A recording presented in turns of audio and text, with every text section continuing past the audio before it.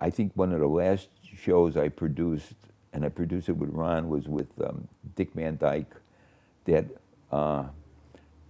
what happened was that I was under contract at Grant Tinker's office, and they sold a show with Dick Van Dyke, and the premise was that Dick's son owned a summer theater, and Dick was a great vaudeville star, and the theater wasn't doing good, and Dick would come in and help his son. You know, they were kind of estranged, I guess, what it was. I wasn't on that originally. The show was sold, and like that, and they had a producer. I don't know who it was, but Dick wasn't happy with the producer, so they put me on the show. I met with Dick, and you had to do the show because the set was built. It was a terrible idea, I thought. The show was built, and all the actors were hired. And and Ron wasn't he didn't have the commit. I mean, he wasn't on the staff at Grant Tinkers, but I asked for him. I wanted him to work with me because we did get along great.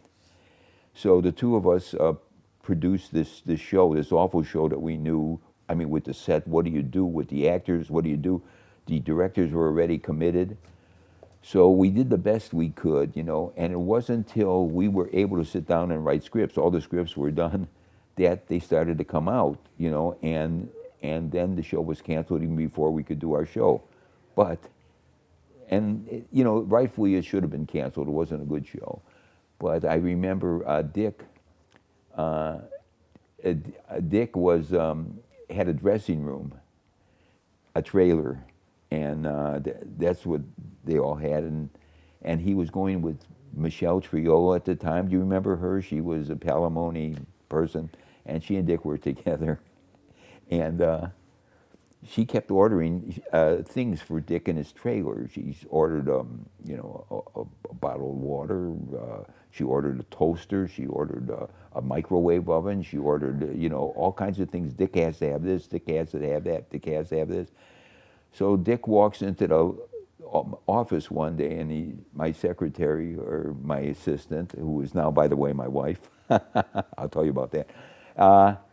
Dick says, "Who's putting all this shit in my trailer?" And I thought it was funny. I thought it was the funniest thing on the show. That was it, the incident. But the show didn't work. It just didn't have a chance. And also, they put Mary Tyler Moore with the new show in front of that one, and the people, they weren't interested anymore. In those two. And like I said, they have comics and actors have a time.